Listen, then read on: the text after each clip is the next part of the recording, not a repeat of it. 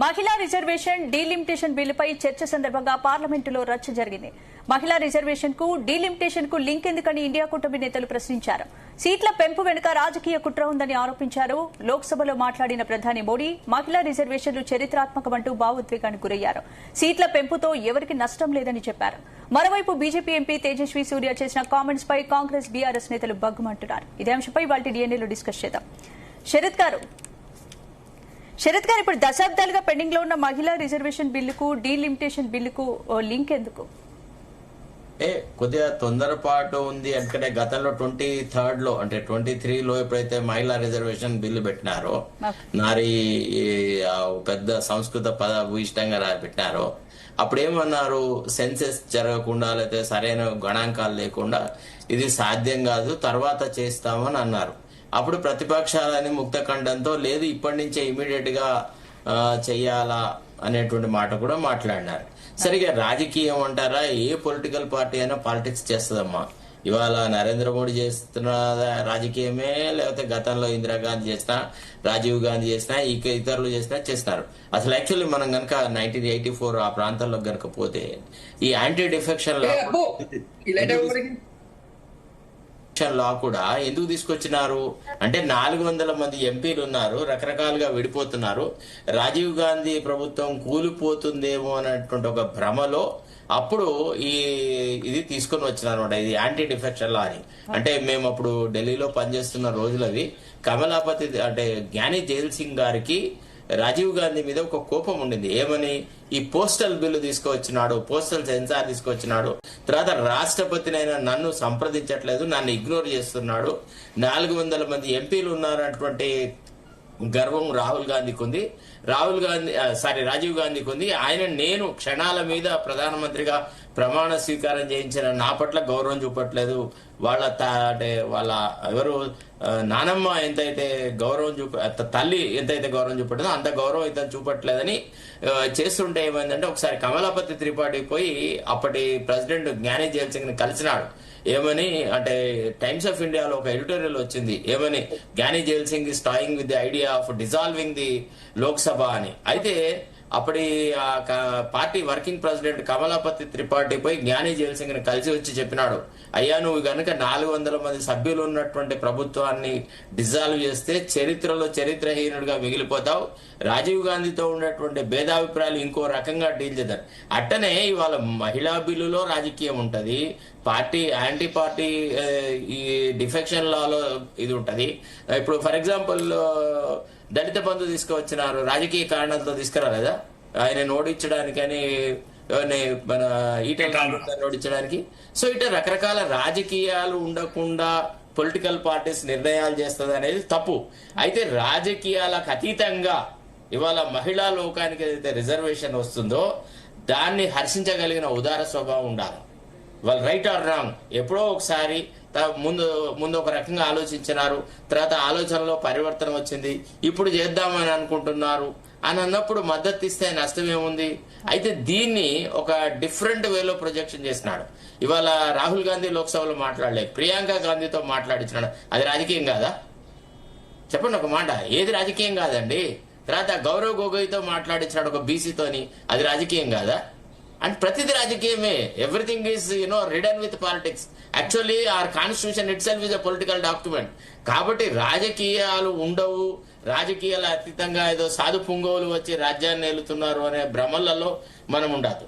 తర్వాత రేవంత్ రెడ్డి ఏదైతే గత కొంతకాలంగా ఈ హైబ్రిడ్ విధానము అది ఇదని వ్యర్థపు ఆలోచనలు చేసినాడో దాన్ని మొదటే మనం నిరసించినాం. రేవంత్ రెడ్డికి విషయాల మీద అవగాహన లేదు, ఈయన చేస్తున్న వాదన అసంబద్ధంగా ఉందని నిన్న ఈ చర్చా కార్యక్రమంలో నేను చెప్పినాను. అసలు ఇట్లా ప్రపంచంలో ఎక్కడా జరగలేదు, delimitation and all these things have nothing to do అని చెప్పేసి. అంటే ఒక అంశాన్ని తెర మీదకి వచ్చి ఇంకో అంశాన్ని పక్కకు పెట్టేటువంటి ఆలోచన. ఈ మహిళా బిల్లు వల్ల ఏదైతే భారతీయ జనతా పార్టీకో లేకపోతే రూలింగ్ పార్టీకో ఏదైనా గౌరవమో లేకపోతే గుర్తింపు ఏదైతే వస్తుందో దాన్ని షీల్డ్ చేయడానికి ఈ డీలిమిటేషన్ అనే దాన్ని తీసుకువచ్చేసేసి సదరన్ స్టేట్లకు అన్యాయం జరుగుతుంది అది ఇదేనంటే అతను తేజస్వి చాలా కరెక్టే చెప్పినాడు. మరి సామాన్యుడు ఓటుకి ఎంత విలువ ఉంటది, రిలయన్స్ ముఖేష్ అంబానీలకు తర్వాత ఇతరులకు ఎట్లా ఉంటుంది, డబ్బుతోని ఓట్ల విలువ ఉండదు కదా, అది రాజ్యాంగ ప్రతిపత్తికే విరుద్ధం కదా అనే మాటలు మాట్లాడినారు. ఏది ఏమైనా కానీ రాజకీయాలకు అతీతంగా మహిళా లోకానికి ఈనాడు జరుగుతున్న సన్మానానికి నేనైతే I whole heartedly appreciate the government for bringing in at least now. ఇప్పుడు బెటర్ లేట్ దెన్ నెవర్ అన్న. కాబట్టి ఎంతైనా కొంత పాజిటివ్నెస్ చూడాలి. రాజకీయాలలో పాజిటివ్ అప్రోచ్ కూడా అవసరం. ప్రతి దానికి పార్టీ లైన్స్లలో ఏం చేస్తే మా పార్టీకి ఉపయోగపడుతుంది, నెక్స్ట్ ఎన్నికలలో మేము ఏ రకంగా బెనిఫిట్ అవుతాము అనే యాంగిల్లో రైట్. ఇక మనకి డిబేట్ లో సంగప్ప గారు, దేవిప్రసాద్ గారు జాయిన్ అయ్యారు. Welcome to debate sir. Sangappa గారు, డీలిమిటేషన్ మహిళా రిజర్వేషన్ కి సంబంధించి పార్లమెంట్ లో బీజేపీ ఎంపీ తేజస్వి సూర్య చేసిన కామెంట్స్ అయితే మీరు విన్నారు, మీరేం చెప్తారు? అంటే తేజస్వి సూర్య గారు ముందు ప్యానెల్లో ఉన్న పెద్దలందరికీ నమస్కారం. అందరు పెద్దవాళ్ళే ఉన్నారు అక్కడ. నీకంటే ఎవరు పెద్దలేదు. నమస్కారం అన్న. అట్లా కాదన్న. స్పందన మీరు అడిగే క్వశ్చన్ నాకు కరెక్ట్ అర్థం కాదు. తేజస్వి సూర్య గారు ఈరోజు రేవంత్ రెడ్డి గారి యొక్క ఆలోచన విధానాన్ని పూర్తిగా తూర్పారబట్టిండు. ప్రపంచ ఇంతకుముందు శరత్ గారు చెప్పినట్టు, ఆయన లీగల్ ఎక్స్పర్ట్ కాబట్టి ఆయన కరెక్ట్ చెప్పినారు. ఇంకా ప్రపంచంలో ఎక్కడైనా సగము పాపులేషన్ తీసుకోవాలా, సగము ఏది రాష్ట్ర జీడిపి తీసుకోవాలా, పర్ క్యాపిటల్ ఇన్కమ్ ప్రకారం తీసుకోవాలి, అది ఎక్కడ సాధ్యమవుతుంది? నిజానికి డీలిమిటేషన్ అనేది దాని బేసిస్ ఆఫ్ పాపులేషన్. కానీ ఆ పాపులేషన్ లో కూడా చాలా ఇష్యూస్ ఉన్నాయి. అది కుటుంబ నియంత్రణని పూర్తి స్థాయిలో కొన్ని రాష్ట్రాలు పాటించలేదు, కొన్ని పాటించలేదు. కాబట్టి నష్టం జరగద్దని ఎవరికి నష్టం జరగకుండా ఉండాలని ఒక ఫార్ములా తీసుకొచ్చారు. ఆ ఫార్ములా ప్రకారమే ఈరోజు 50% సీట్స్ పెంపు అనేది ప్రభుత్వం నిర్ణయించింది. దాని మీద డిస్కషన్ జరుగుతుంది. 50% పెంచడం వల్ల మొన్న నిన్న అనుకుంటా జీ న్యూస్ CEO భరత్ గారు బాగా విశ్లేషించినారు. 129 సీట్స్ ఇప్పుడు సౌత్ ఇండియాలో ఉన్నాయి, 23.7% ఉంది. నెక్స్ట్ తెలంగాణ విషయానికి వచ్చినట్టయితే ఇప్పుడు ఆల్రెడీ మన దగ్గర 17 ఉన్నాయి, నెక్స్ట్ 26 కాబోతున్నాయి. సో ఎట్లా చూసినా కూడా 23.75% తగ్గట్లేదు. మీ మన పర్సెంటేజ్ మారట్లేదు. అట్లా అంటే యూపీలో 80 ఉన్నాయి, వాళ్ళకి 120 అవుతున్నాయంటే అక్కడ 80 ఎవరు పెట్టారు? మరి ఇప్పుడు బీజేపీ గవర్నమెంట్ పెట్టింది 80. అంతకుముందు జరిగినటువంటి డీలిమిటేషన్ కదా ఖరాబ్ చేసింది మొదటిది. అప్పుడు ఉన్నటువంటి పాపులేషన్ ప్రకారం అవి పెద్ద రాష్ట్రాలు పాపులేషన్ ఎక్కువ ఉంది, వాళ్ళకి 80 సీట్లు ఇచ్చింది. అంత 85 ఉండే, ఇంకా అది రాష్ట్ర విభజన తర్వాత 80 అయిపోయింది. నేనేమంటున్నా అంటే అక్కడ వాళ్ళ రేషియో మారట్లేదు, నార్త్ ఇండియా రేషియో మారదు, సౌత్ ఇండియా రేషియో మారదు. ఇప్పుడు అట్లంటే మాకు సంబంధం లేకుండా కేంద్ర ప్రభుత్వం ఏర్పాటు చేస్తారు అని చెప్పి వీళ్ళ వాదన, రేవంత్ రెడ్డి గారి వాదన. మరి ఇప్పుడు 543లో ఈ 129తో మాత్రమే గవర్నమెంట్ ఏర్పాటవుతుందా? ఒకవేళ రేవంత్ రెడ్డి గారు అనుకున్నట్టయితే ఇప్పుడు కూడా వేరే రాష్ట్రాల నుంచి కావాలి కదా మొదటిది. కాబట్టి ఆయన తీసుకొచ్చినటువంటి లాజిక్ చాలా ఇల్లాజికల్. అది చాలా స్పష్టంగా అంటే సౌత్ ఇండియాకి అన్యాయం జరుగుతుందని ఇక్కడ కాంగ్రెస్ బీఆర్ఎస్ అయితే ఆరోపిస్తున్నాయి. మరి అన్యాయం ఏం జరగట్లేదని కేంద్రం చెప్తోంది. ఏంటి అసలు నిజమేంటి? స్పందన ఒక విషయము, సౌత్ ఇండియాకి అన్యాయం ఎట్లా జరుగుతుంది చెప్పాలి కదా. సౌత్ ఇండియాకి అన్యాయం ఎట్లా జరుగుతుంది? ఇప్పుడు తెలంగాణలో 17 సీట్లు ఉన్నాయి, యూపీలో 80 సీట్లు ఉన్నాయి. మరి ఇప్పుడు ఆడ 80 ఎందుకు, మాకు 17 కనుక మీరు ఇప్పుడు గొడవ చేయొచ్చు కదా. దీని సంబంధం లేకుండా కూడా 80 సీట్లు ఎవరు ఇచ్చిరు? నరేంద్ర మోడీ గారి గవర్నమెంట్ ఇచ్చిందా? అటల్ బిహారీ వాజ్పేయి గారి గవర్నమెంట్ ఇచ్చిందా? అంతకుముందు జరిగినటువంటి డీలిమిటేషన్ లో అప్పుడు జనాభా ప్రాతిపదికన ఇచ్చిన దాంట్లో కాంగ్రెస్ గవర్నమెంట్ కదా ఇచ్చింది. లాస్ట్ చివరి డీలిమిటేషన్ కాంగ్రెస్ గవర్నమెంట్ చేసింది. అయితే సంగప్ప గారు, నిజానిజాలు ఈ ఆరోపణల మీద నిజానిజాలు ఎలా ఉన్నప్పటికీ కూడా దక్షిణాదిలో ఉన్నటువంటి ముఖ్యమైన అన్ని రాజకీయ పార్టీలు ప్రజల్లోకి విస్తృతంగా సౌత్ కి ఏదో అన్యాయం జరుగుతుందనేది తీసుకెళ్లడంలో కొంత సఫలమైనటువంటి పరిస్థితి. కానీ ఈ రోజు ప్రధాని మోదీ గ్యారంటీ ఇచ్చారు కదా, సౌత్ కి మోదీ గ్యారంటీ వర్కౌట్ అవుతుందా? ఒక నిమిషం సార్, సంగప్ప గారు ఒక్క సెకండ్. లాస్ట్ డిబేట్ ఎండ్ లో హోంమంత్రి గారు దీన్ని క్లారిటీ ఇచ్చినాడు. ఏమని? సౌత్ కు నష్టం జరుగుతుంది, అన్యాయం జరుగుతుంది అనే దాన్ని ప్రస్తావించి ఏ రాష్ట్రంలో ఇప్పుడు ఎంత ప్రపోర్షనేట్ రిప్రజెంటేషన్ ఉంది, ఎంత పెరుగుతుంది అనే విషయాలు ఎక్స్ప్లెయిన్ చేస్తూ తెలంగాణలో ఎట్లా పెరుగుతుంది, ఆంధ్రాలో తెలంగాణలో ఎంపీ సీట్లు 17 నుంచి 26 పెరుగుతాయి, ఏపీలో 25 నుంచి 38 సీట్లు పెరుగుతాయని చెప్పారు. Correct, exactly. అట్లా ప్రపోర్షనేట్ పర్సెంటేజ్లు కూడా ఇచ్చిన తర్వాత ఇప్పుడు ఏది విషయంలో కూడా చర్చ మొదలెట్టంగానే మనువేయాలనేది రేవంత్ రెడ్డి సంకుచిత రాజకీయం. ఇప్పుడు first of all fundamentally you could have weighted till the debate takes place. ఇప్పుడు ప్రధానికి, కేంద్ర హోంమంత్రికి దేశం పట్ల బాధ్యత లేదు, రాష్ట్రం పట్ల బాధ్యత లేదు అంటే వాళ్ళ పార్టీని రాష్ట్రాలలో పొందముచ్చుకుంటారా ఇట్లాంటి సంకుచిత రాజకీయాలు చేసేసి? అది సంకుచితంగా ఆలోచించే విధానం. అది అట్లా ఉండదు. ఇప్పుడు ఒక చెట్టు అండి, ఇప్పుడు అంత కాదు, ప్రపంచంలో ఏ దేశంలో అభివృద్ధి అంత, ఈవెన్ అమెరికాలో కూడా there are some states which are fighting against the federal government for development, for more allocation of funds, more powers. ఇది కామన్ గా ఉంటదమ్మా ఎక్కడ కూడా. మన దేహంలోనే అన్ని అంగాలు ఒకంత పవర్ఫుల్ గా ఉండదు. మనం కొంత సైంటిఫిక్ గా ఆలోచించాల్సి వస్తుంది. ఏదో ఒక అంశం కావాలి అని అన్నప్పుడు ఒక అంశంగా దాన్ని రాజకీయంగా తీసుకురావచ్చు, చర్చ చేయవచ్చు, ఏదైనా చేయొచ్చు. కానీ ఒకసారి భారతదేశానికి సంబంధించిన హోంమంత్రి on the floor of the house మీకు అన్యాయం జరగట్లేదు అని చెప్పిన తర్వాత ఇంకా సదరన్ రీజియన్స్ కి నష్టం జరుగుతుందని టీఆర్ఎస్ వాళ్ళు వీళ్ళు అంటే రీజనల్ పార్టీస్ వాళ్ళ ఉనికి కోసమని ఏదో ఒక రకంగా మాట్లాడతారని అర్థం చేసుకోవచ్చు. కానీ ఒక నేషనల్ పార్టీని రిప్రజెంట్ చేసిన ముఖ్యమంత్రి అంత సంకుచితంగా మాట్లాడితే అది అర్థం లేని మాట అని నా అభిప్రాయం. శరతన ఒక విషయం. ఈ రోజు స్పందన మీరు అడిగినట్టుగా సౌత్ ఇండియాలో ఉన్నటువంటి పార్టీలను వ్యతిరేకిస్తుంది. సౌత్ ఇండియాలో ఉన్న పార్టీలు అన్ని కాదు, ఇప్పుడు తమిళనాడు, తర్వాత కేరళ అండ్ తెలంగాణ కాంగ్రెస్ పార్టీ ఉంది, కర్ణాటక కాంగ్రెస్ పార్టీ ఉంది. ఇది తమిళనాడులో ఇప్పుడు 39 సీట్లు ఉన్నాయి. ఇప్పుడు ఇంకో 20 సీట్లు పెరుగుతాయి. ఇంకో 20 సీట్లు 40-20 సీట్లు పెరుగుతాయి. తర్వాత కేరళలో 20 ఉన్నాయి, 20-30 అవుతాయి. కర్ణాటకలో 28 ఉన్నాయి. అవి కూడా ఇంకొక 14 సీట్లు అక్కడ. మొత్తం దక్షిణాదిలో 169 సీట్లు అదనంగా పెరుగుతాయని చెప్పారు రామేష్. ఎగ్జాక్ట్. ఇప్పుడు 23.47% ఉంది ఇప్పుడు దేశంలో సౌత్ ఇండియా కాంట్రిబ్యూషన్ ఇప్పుడు ప్రెసెంట్. ఇంకా నెక్స్ట్ పెరిగిన తర్వాత కూడా అదే పర్సెంటేజ్ ఉంటుంది, ఏం మారదు. ఒకవేళ వీళ్ళు గగ్గోలు పెడుతున్నట్టు ఇప్పుడు 23.75% ఉందో దాన్ని తీసేసి 15%కో లేక 20%కో ఒక పర్సెంటేజ్ తగ్గింది అనుకోండి, వీళ్ళు గగ్గోలు పెట్టడంలో న్యాయం ఉంటుంది. ఇప్పుడు ఉన్నటువంటి రేషియో అట్లానే ఉంటుంది. నెక్స్ట్ మొత్తం దేశం మొత్తం నిజానికి ఒకవేళ జనాభా ప్రాతిపదికన చేసినట్లయితే ఖచ్చితంగా నార్త్ ఇండియాలో చాలా రాష్ట్రాల్లో చాలా ఎక్కువ సీట్లు పెరిగేటివి, సౌత్ ఇండియాలో తగ్గేటివి. ఆ రేషియో చూసినట్టయితే అట్లా జరగకూడదనే కదా ఇప్పుడు 73లో కానీ లేకపోతే నెక్స్ట్ 2001లో కానీ ఎందుకు ఫ్రీజ్ సక్సెస్ఫుల్ గా కాలేదు, జనాభా అనేది ఒక స్థిరత్వానికి రాలేదు అనేటువంటి ఉద్దేశంతో ఫ్రీజ్ చేశారు ఏది సీట్ల పెంచడానికి. 2001లో 25 ఏళ్ల తర్వాత అని చెప్పారు. సో 26 కి వచ్చింది. ఇప్పుడు ఆర్టికల్ 81 ప్రకారం ఖచ్చితంగా డీలిమిటేషన్ చేయాల్సిందే. రేవంత్ రెడ్డి ఒప్పుకోకపోయినా లేకపోతే రాహుల్ గాంధీ ఒప్పుకోకపోయినా వీళ్ళు ఫస్ట్ ఏమంటారు, డీలిమిటేషన్ వద్దంటారు మొదటిది. రెండవది మహిళా బిల్ కి దానికి ఎందుకు లింక్ పెడుతున్నారు అంటారు. ఇప్పుడు రేవంత్ రెడ్డి గారు మాట్లాడడానికి ఆయనకి ఏం మాట్లాడుతున్నా ఆయనకు అర్థం. రేవంత్ రెడ్డి గారు మాట్లాడేది పూర్తి ఇల్లాజికల్, అది ఒక అశాస్త్రీయంగా మాట్లాడుతున్నారు, రాజ్యాంగ స్ఫూర్తికి విరుద్ధంగా మాట్లాడుతున్నారు. పర్ క్యాపిటల్ ఇన్కమ్ ఎక్కువ ఉన్నటువంటి రాష్ట్రాలకి ముందు సీట్లు ఇవ్వాలి, సగం సీట్లు పెంచాలి అంటాడు. ఒకవేళ రేవంత్ రెడ్డి గారు అట్లా అనుకున్నట్టు అయినా కూడా మన తెలంగాణ రాష్ట్రానికి టాప్ లో లేదు, మహారాష్ట్ర ఉంటుంది, సౌత్ ఇండియా కాదు. అప్పుడు కూడా మధ్యలో ఉన్నటువంటి మధ్య భారతదేశం ఉంటుంది, మహారాష్ట్ర టాప్ లో ఉంటుంది పర్ క్యాపిటల్ ఇన్కమ్ ప్రకారం చూసినట్టయితే. మీరు జీడీపీ చూసినట్టయితే హర్యానా కూడా టాప్ లో ఉంటుంది. వేరే రాష్ట్రాలు ఉంటాయి కదా మనకంటే ముందు. ఒకసారి తమిళనాడు, మన సౌత్ ఇండియా తమిళనాడు ఉంటుంది. మన అంటే రేవంత్ రెడ్డి గారు ఆయన ఏమంటారు, ఒక ఫ్రస్ట్రేషన్ లో లేకపోతే సెంట్రల్ గవర్నమెంట్ ని కేవలం ఒక విమర్శించాలని ఏకైక లక్ష్యంతో చేస్తున్నారు. ఇదంతా కూడా మహిళా రిజర్వేషన్ బిల్లుకి ఏదో రకంగా కాలడ్డు పెట్టాలని చెప్పి. ఈరోజు ప్రియాంక గాంధీ గారు లేచి ఓబీసీలకి అన్యాయం చేస్తే ఓబీసీ కోటా కూడా పెట్టాలంటారు. ఎవరు వద్దంటున్నారు?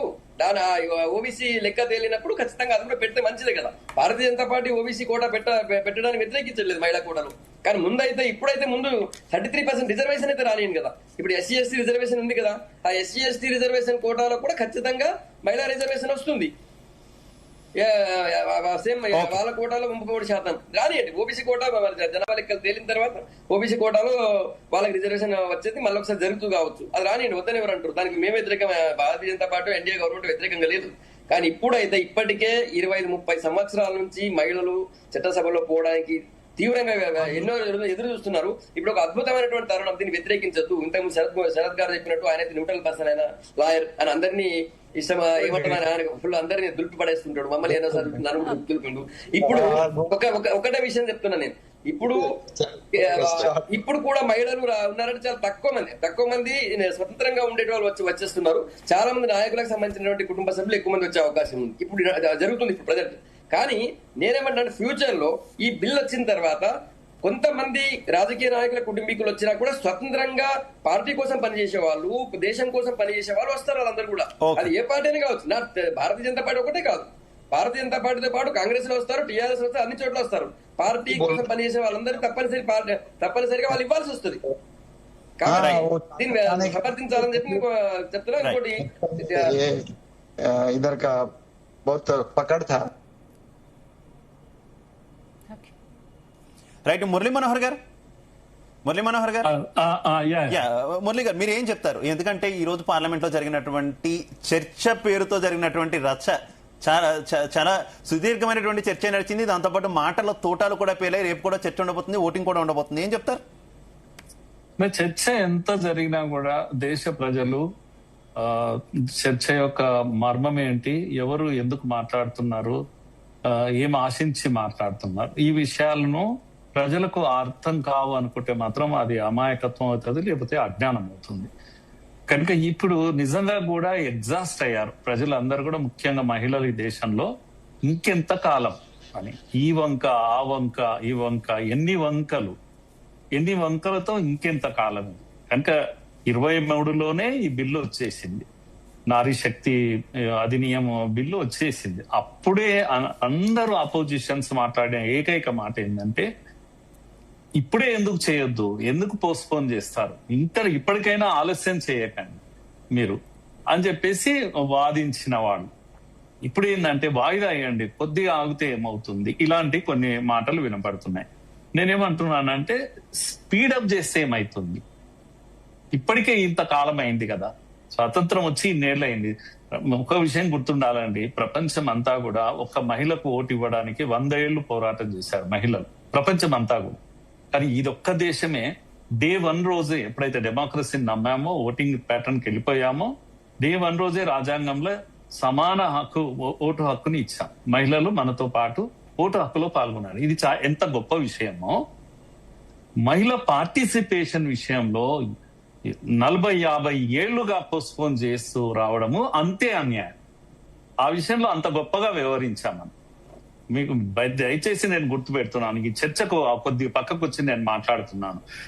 నేను ఇప్పుడు షికాగోలో వివేకానందుడు ఉపన్యాసం తర్వాత మనం మహిళలు వెనుకబడ్డారు అనే విషయం వాళ్ళకి తెలుసు. ఒక రిపోర్టర్ అడిగిన దానికి ఆయన ఏం చెప్తాడంటే, మహిళా అభివృద్ధి కోసం మీరు ఏం చేస్తారంటే, మేము ఏమీ చెయ్యం, మహిళలే మా అభివృద్ధిని చూస్తారు మా ఇళ్లలో, మా దగ్గర అమ్మనే మమ్మల్ని పెంచి పోషిస్తుంది. కాకపోతే మా దేశంలో ఒకటే అవసరం ఉంది, వాళ్ళను నిర్ణయ ప్రక్రియలోకి తేవాల్సిన అవసరం ఉంది. తెస్తే వాళ్ళే ఇల్లే కాదు దేశాన్నే అభివృద్ధి చేస్తారు. ఇది వారు ఆ రోజు అన్న మాట.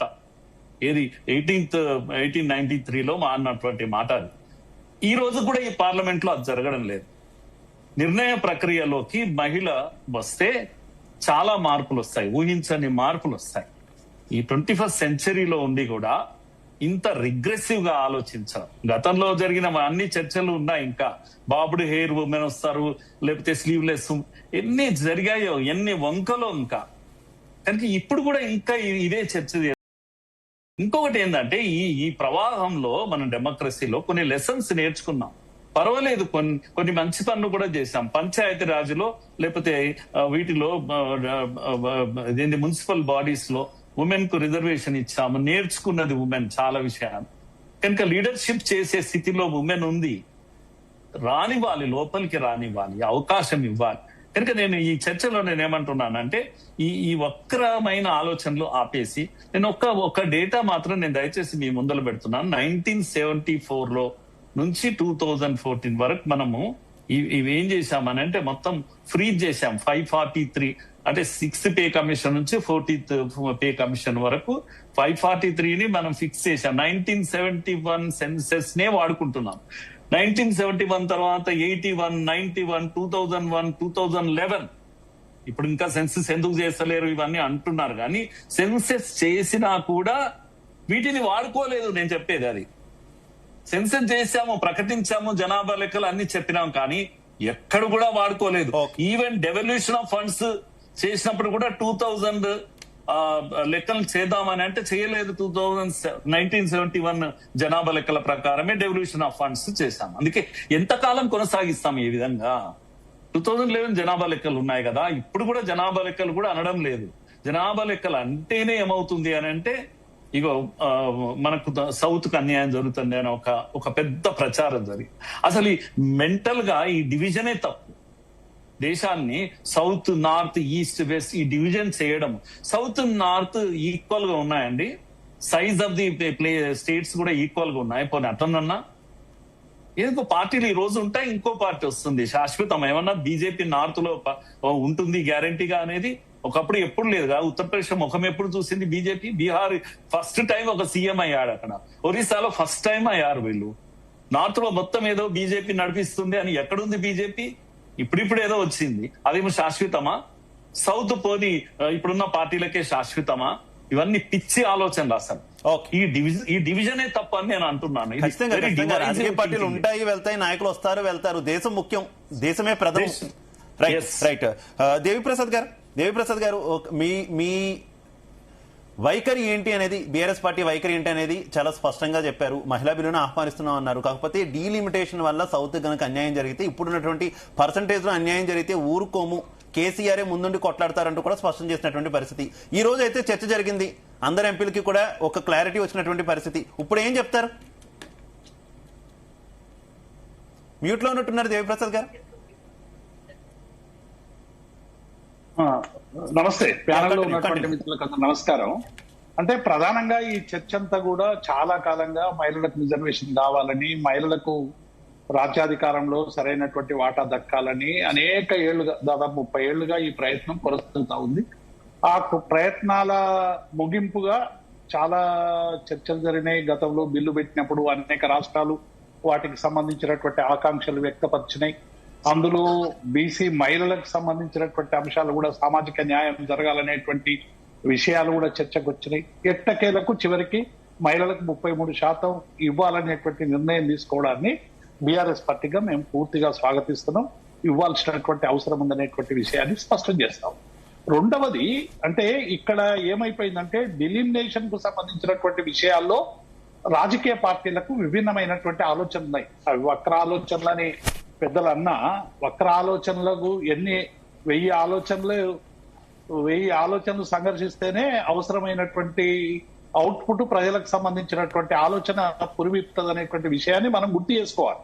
ఆలోచనని మీరేం అమలు చేస్తలేరు. ఇలా ఆలోచన చెప్పడం వల్ల వాటిని ఇంకా షార్ప్నెస్ పెరిగి అవసరమైనటువంటి విషయాలు ప్రజలకు అనుభవంలోకి వస్తాయి అనేటువంటి విషయాన్ని కూడా మనం గౌరవించాలి, గుర్తించాలి.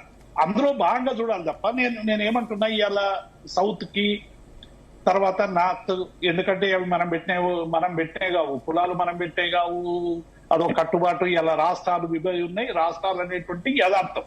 ఇలా నార్త్ గాని సౌత్ గాని ఇవి ఆయా సందర్భాల్లో డిమార్కేషన్ చేసుకున్నాం. ఇలా ఉదాహరణకి ఉత్తరప్రదేశ్ లో 80 సీట్లు ఉన్నాయండి. ఇప్పుడు మనకు 17 ఉన్నాయి తెలంగాణలో. ఉత్తరప్రదేశ్ లో పాపులేషన్ ఎక్కువగా ఉంది, 80 ఉన్నాయి, ఇప్పుడు 17 ఉన్నాయి. మనకు వచ్చేటువంటి అంతరం ఎంత? 63 సీట్లు. ఇప్పుడు పెంచడం వల్ల ఉత్తరప్రదేశ్ 126 వస్తున్నాయి, అంతరం 94.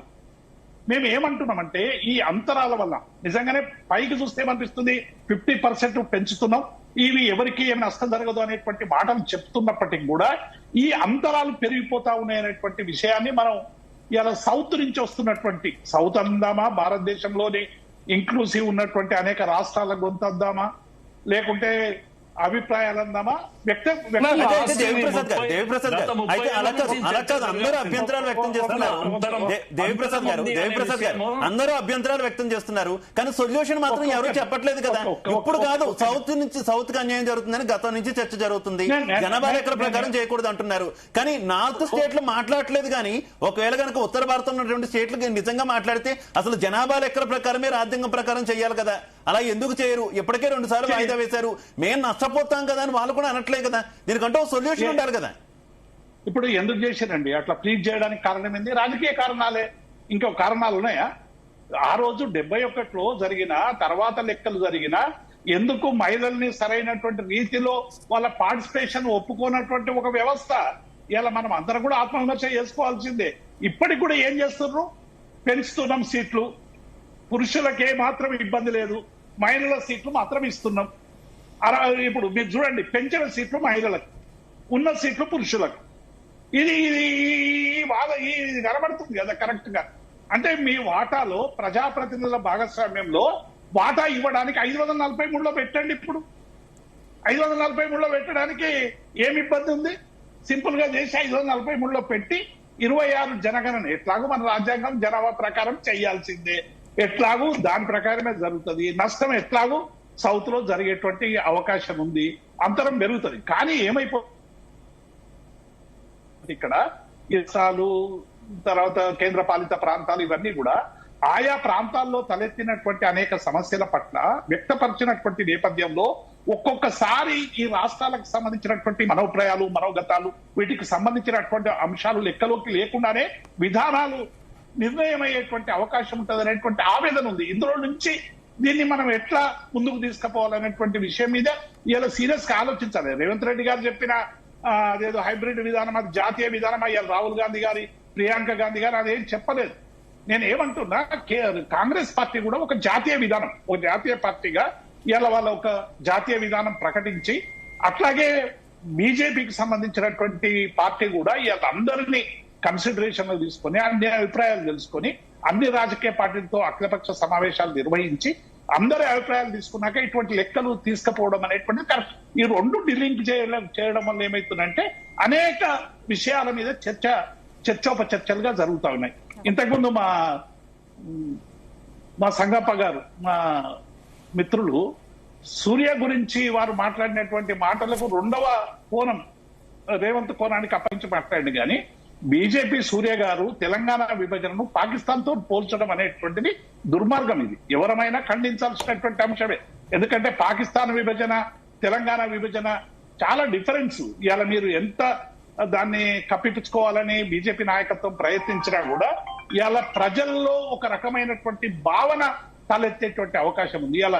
ఎందుకంటే బీజేపీ కూడా తెలంగాణ ఉద్యమంలో పార్టిసిపేట్ అయ్యింది, కాంగ్రెస్ నాయకులు కూడా అందరూ పార్టిసిపేట్ అయ్యిండ్రు, అనేక సంపన్న వర్ణాలు, సకల జనులు ఈ ఉద్యమంలో పార్టిసిపేట్ అయ్యిండ్రు. ఒక సుదీర్ఘకాలమైనటువంటి పోరాటాన్ని, ప్రజల అశేష త్యాగాల్ని, ప్రజల ఆత్మగౌరవాన్ని పార్టీలకు అతీతంగా ఇవాళ ఈ ప్రాంతానికి సంబంధించిన విభజన మేము తప్పుపట్టట్లా, విభజించిన విధానం తప్పుపడుతున్నామని వాళ్ళు చెప్తున్నారు కదా. ఏమంటున్నా వినండి, ఒకసారి ప్లే చేయండి సూర్య గారిది ప్లే చేయండి. మేమైనా తప్పైతే క్షమాపణ చెప్తాం, అలా తప్పేముంది. నేను ఒక 1 minute సంగప, నేను ఏమంటున్నా, ఇటువంటి విషయాల పట్ల బీజేపీ కూడా చాలా సీరియస్ గా ఇటువంటి విషయాలు పదే పదే రావడం వల్ల తెలంగాణ ప్రాంతంలో బీజేపీ పట్ల తెలంగాణ ప్రజలకి ఒక రకమైనటువంటి విద్వేష వైఖరి ఏర్పడుతున్నది అనేటువంటి విషయాన్ని గమనంలోకి ఉంచుకొని కొంత సజెస్ట్ చేయాల్సినటువంటి అవసరం కూడా ఉందని మాత్రమే నేను చెప్తున్నాను. మీరు అట్లే మాట్లాడతారు, వీళ్ళు ఇట్లే మాట్లాడతారంటే అది ఆ రాజకీయ పార్టీకి. మనతో పాటు కాంగ్రెస్ పార్టీ నుంచి కత్తి వెంకటస్వామి గారు జాయిన్ అయ్యారు. ఆయనకు వెల్కమ్ చెప్తూ సంగప్ప గారు ప్లీజ్.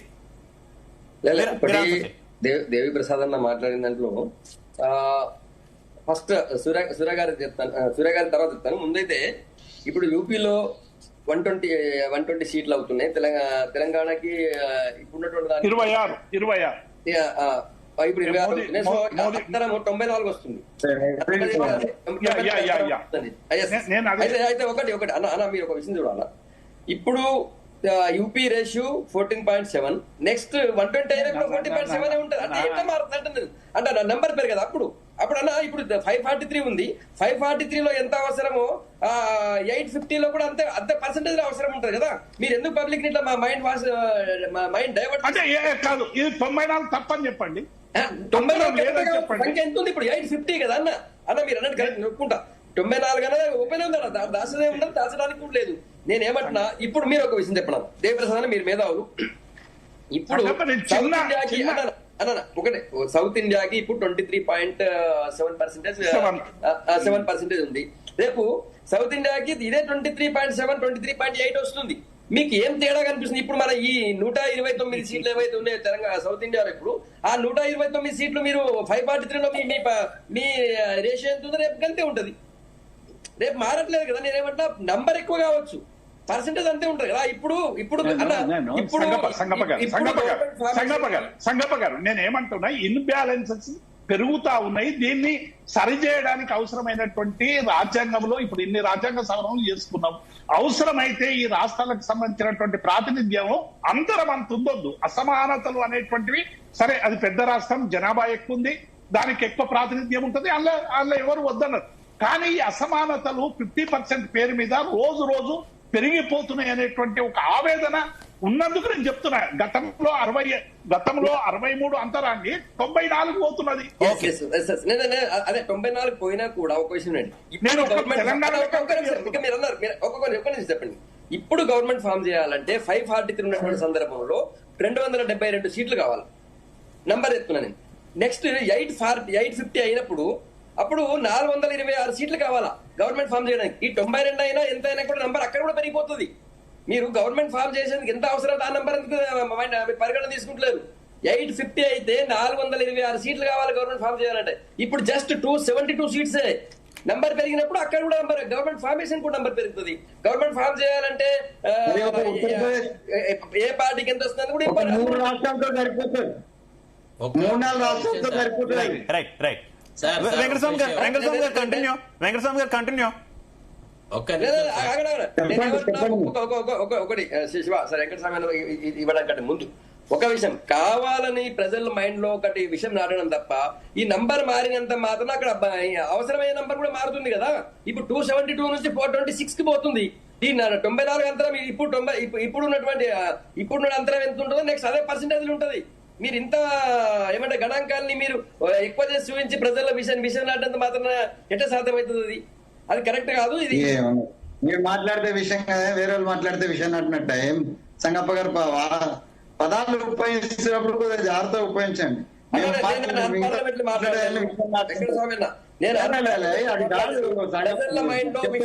భారతీయ జనతా పార్టీ మాట్లాడితే విషయం నాటినట్టు మీరు ప్రజల్ని అపోహలకు గురి చేసి ఆందోళన అంటే నువ్వు మాట్లాడితే మా చూద్దాము, వేరే మాట్లాడితే మా అద్భుతమని చెప్పానండి. విషయం కాదా? మీరు మాట్లాడే చూద్దాము, మాట్లాడే అద్భుతమని చెప్పా.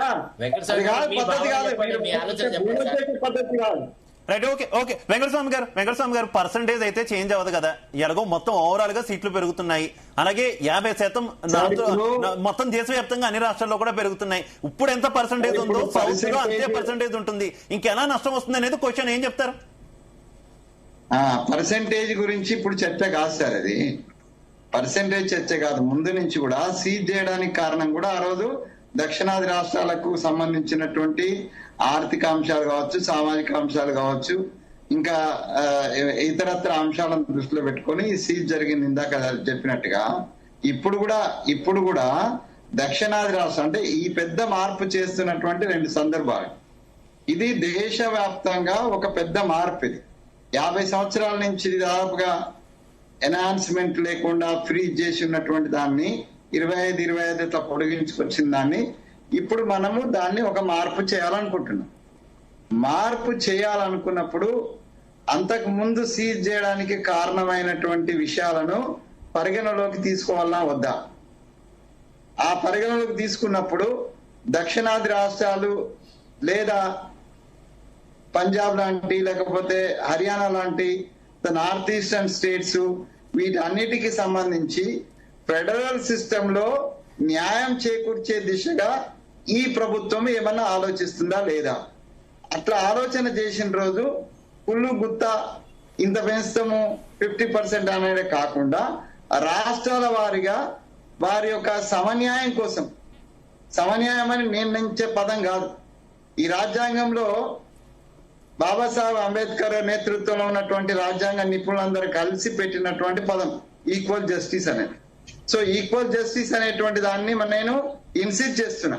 ఆ ఈక్వల్ జస్టిస్ లో భాగంగానే ఈ తమిళనాడు కావచ్చు, ఆంధ్రప్రదేశ్ కావచ్చు, తెలంగాణ కావచ్చు, కర్ణాటక కావచ్చు, పంజాబ్ కావచ్చు, హర్యానా కావచ్చు, నార్త్ ఈస్ట్ కానీ ఈక్వల్ జస్టిస్ జరగాలన్నా వద్దా?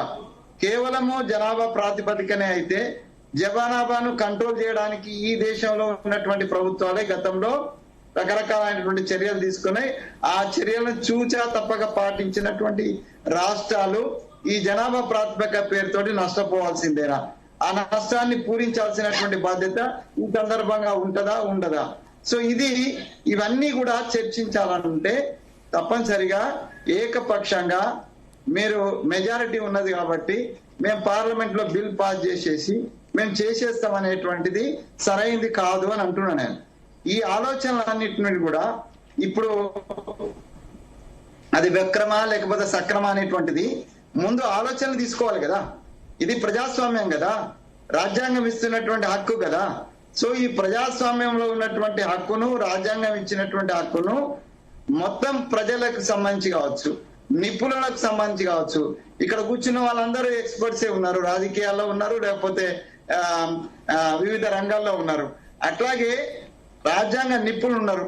తర్వాత వివిధ రాజ్యాంగాలను మనం వివిధ దేశాలతోటి అభివృద్ధిలో పోటీ పడ్డప్పుడు వివిధ దేశాలతోటి మనం పోల్చుకుంటున్నాం. అట్లాగే రాజ్యాంగ సవరణకు చంపించినప్పుడు కూడా మనం పోల్చుకుంటున్నాం. అదే విధంగా ఇవాళ ఈక్వల్ జస్టిస్ కోసం సంబంధించినటువంటి దాంట్లో వివిధ దేశాలకు సంబంధించి ఇవాళ you take the example of American federal system మనలాగానే. సో ఫెడరల్ సిస్టమ్ లో అక్కడ ఏం చేసినారు, రాజ్యసభలో సీట్లు అన్ని రాష్ట్రాలకు కూడా equal number of seats senate లో ఇచ్చినారు. అట్లాగే మీరు జర్మనీ, న్యూజిలాండ్ తీసుకున్నట్టయితే ఉంటే అక్కడ ఒక సిస్టమ్ ఫాలో అయిండు. అది కూడా ఏంటంటే ఫెడరల్ లో అన్ని రాష్ట్రాలు ఎక్కడ కూడా అన్యాయం జరిగిందనే భావన లేకుండా ఉండేటువంటిది. అంటే వివిధ దేశాలన్నా తీసుకోండి, లేదా మన దేశంలో ఉన్నటువంటి పరిస్థితుల దృష్ట్యా మనకున్నటువంటి నార్త్ సౌత్ ఒక రాజ్యాంగమైనటువంటి సంక్షోభం, నార్త్ సౌత్ సంక్షోభం వైపు చర్చలు కానీ లేకపోతే ఆందోళన కానీ జరుగుతున్నటువంటి సమయంలో దీంట్లో సమయం పాటించి అన్ని ప్రాంతాలు ఈ దేశ యొక్క సమగ్రత కోసం అవసరమైనటువంటి భావనతోటి ఈ అన్ని ప్రాంతాలకు న్యాయం చేకూర్చేటువంటి విధంగా నిపుణుల నుంచి, పార్టీల నుంచి, ప్రతిభావంతుల నుంచి మీరు ముందుగా చర్చ పెట్టి దీని మీద ఒక సమగ్ర చర్చ తర్వాత దీని మీద ఒక కంక్లూజన్ వస్తే బాగుంటుంది అనేటువంటిది ఒక అంశం. రెండవ విషయం ఏంటంటే మీరు ఇవాళ గత 5-6 సంవత్సరాలుగా ఓబీసీ రిజర్వేషన్ చట్టసభల్లో ఓబీసీ రిజర్వేషన్ రాహుల్ గాంధీ గారు జితిని ఆబాది ఉనికి అతని భాగీదారి అనేటువంటి పదాన్ని తీసుకున్న తర్వాత కులగణన చేయాలనేటువంటి దాంట్లో ఈ కులగణన సాధ్యం కాదు అనేటువంటి ఇదే ప్రభుత్వం, ఇదే మోడీ గారి నేతృత్వంలో ఉన్నటువంటి ప్రభుత్వము గతంలో ఓబీసీ కులగణన సాధ్యం కాదు, చేయము అని సుప్రీంకోర్టులో పిటిషన్ ఇచ్చినారు. దాని తర్వాత వాళ్ళే విరమించుకొని ఈ మధ్య కాలంలో మేము కులగణన చేస్తామన్నారు. ఎప్పుడు చేస్తారు? ఇప్పుడు కులగణన జనగణన స్టార్ట్ అయింది. ఈ జనగణన సెకండ్ ఫేజ్ లో కులగణన చేస్తామన్నారు. రైట్ మళ్ళీ వస్తా. ఒక్కసారి శరత్ గారి దగ్గరికి వెళ్ళి నేను మళ్ళీ మీ దగ్గరకు వస్తాను. శరత్ గారు, అంతిమంగా ఈ బిల్లుకు సంబంధించి ఓటింగ్ చాలా కీలకంగా ఉండబోతుంది. వెంకటస్వామి గారు, మీ నెట్వర్క్ సరిగ్గా లేదు, డిస్కనెక్ట్ అవుతుంది, వాయిస్ కూడా సరిగ్గా రావట్లేదు. నేను మళ్ళీ వస్తాను మీ దగ్గరికి. నన్ను పూర్తి చేయనియండి. కులగణన ఒక పక్కన, జనగణన కులగణన చేసినందుకు కులగణన ఎందుకు ప్రామిస్ చేస్తున్నారు? ఈ దేశంలో ఉన్న ఓబీసీలకు రిజర్వేషన్ ఇవ్వాలనేటువంటి ఉద్దేశం. ఈ దేశంలో 7% 6% ఉన్నటువంటి ఓసీలకు రాజ్యాంగానికి విరుద్ధంగా ఈడబ్ల్యూఎస్ ఇచ్చినటువంటి ఈ మోడీ గారు, మా బీసీ గారు రేపు బీసీలకు రిజర్వేషన్ ఇస్తామనే సదుద్దేశంతో కులగణన చేసి ఇవాళ ఆ కులగణన యొక్క ఫలితాలు రాకముందే ఇవాళ మీరు డిలిమిటేషన్ చేసి కులగణన పేరుతో వచ్చితే రేపు ఓబీసీకి రిజర్వేషన్ అనేది సీజ్ చేయడము, దాన్ని మొత్తానికి బొందబెట్టేటువంటి కుట్ర లేదంటారా? ఇందులో ఓబీసీలకు సంబంధించింది లేదంటారా? అట్లాగే ఉమెన్ రిజర్వేషన్ మేము ఆహ్వానిస్తున్నాం కాంగ్రెస్ పార్టీగా, డిలిమిటేషన్ కూడా ఆహ్వానిస్తున్నాం. కానీ దీనికి సంబంధించినటువంటి సమగ్ర చర్చ జరగాలంటున్నాం. చర్చ జరగాలంటే వక్రం అంటే ఏంటి?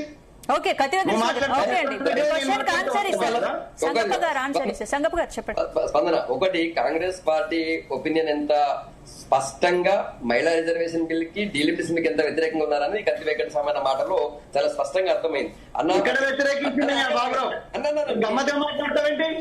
నా ఇంటర్ప్రిటేషన్ నువ్వు చెప్తావేంటి? ఒక్క నిమిషం మీ కత్తి వెంకట స్వామి గారు ఒక్క నిమిషం ఆగండి. నేను ఎక్కడ వ్యతిరేకించిన? నేను చెప్తా కదా, చెప్తా కదా, మీరు ఆగండి.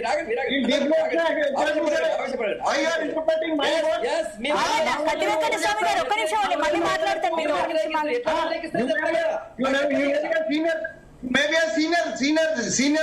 సార్ కత్తి వెంకట స్వామి గారు ఒక్క నిమిషం మీతో మాట్లాడుతున్నాను.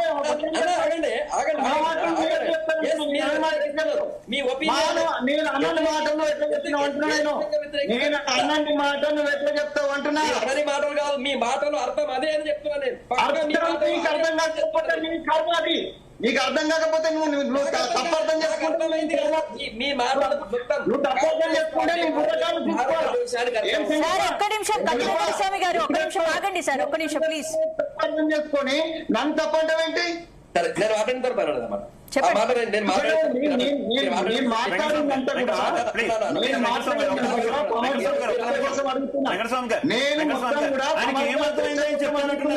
ఆయనకి ఏమర్థమైందని చెప్తానన్నారు, ఒక్కసారి వినండి ప్లీజ్ దయచేసి. సంగం గారు కంటిన్యూ. శివ నేను వెంకట స్వామిని మాట్లాడేంత సేపు నేను ఏం డిస్టర్బ్ లేదు.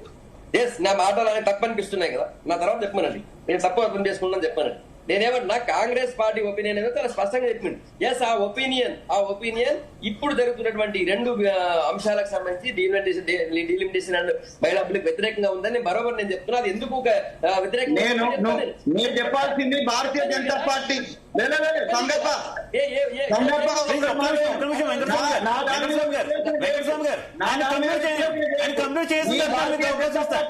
నువ్వు భారతీయ జనతా పార్టీ ప్రతినిధి చెప్పు. భారతీయ జనతా పార్టీ చెప్పు.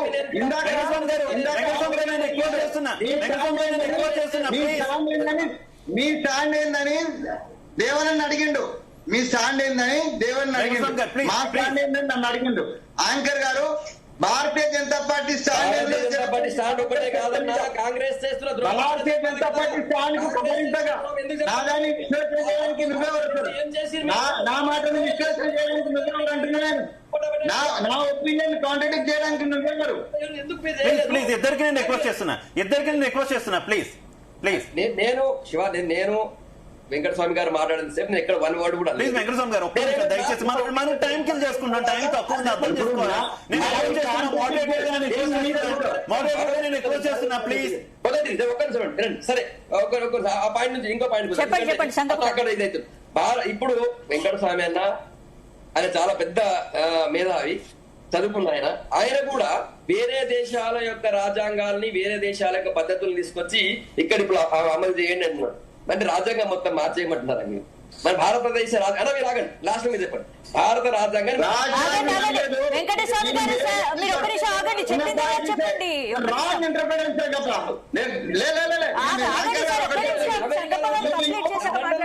ఉదాహరణలు మాత్రమే చెప్పాను. వివిధ దేశాల్లో ఉన్నటువంటి వివిధ ప్రాంతాలు ఉన్నట్టు మీ మోడీ వేసుకొని దేశాలను తిరుగుతున్నాడు. ఎందుకు తిరుగుతున్నాడా? మొత్తం దేశాలను తిరుగుతున్నాడు. ఎందుకు తిరుగుతున్నాడు? మోడీ మొత్తం దేశాలు తిరుగుతున్నాడు, ప్రపంచం అంతా తిరుగుతున్నాడు. మాట్లాడారు కదా సంగప్ప గారు, మాట్లాడండి. వెయిట్ చేయండి, చెప్పండి సంగప్ప గారు. స్పందన నేను అన్న మాట్లాడితే సైలెంట్ ఉన్నా. నేనేమంటున్నా నా మాటలో తప్పకుండా ఆయన కూడా చెప్పాలా. మధ్యలో వర్డ్ టు వర్డ్ కౌంటర్ అవసరం లేదు కదా.